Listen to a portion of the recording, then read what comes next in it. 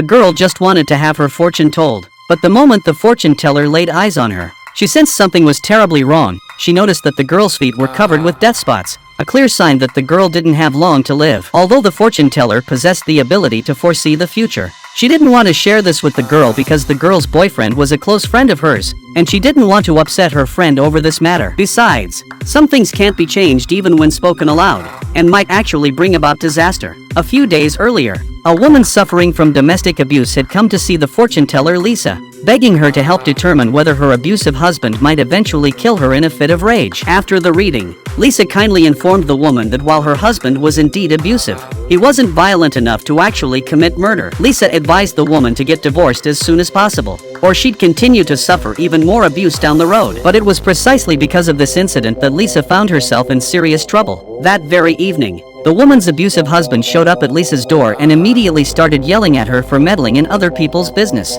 threatening that if she ever spouted such nonsense again, he'd personally kill her children. It was only then that Lisa truly understood what it meant for trouble to come from loose lips. She thought that keeping her mouth shut from now on would solve the problem, but to her surprise, just a few days later, the same woman came back again, asking Lisa to help predict when her husband's abuse would finally end. But before Lisa could even speak, the woman's husband burst in again, threw Lisa to the ground, cursed her as nothing but a wicked old witch, then dragged his wife away in a fury. Because of this incident, Lisa experienced something terrifying while sleeping that night. She suddenly felt a pair of large hands gripping her throat tightly, and no matter how hard she struggled, it was useless. Fortunately, it was just a nightmare.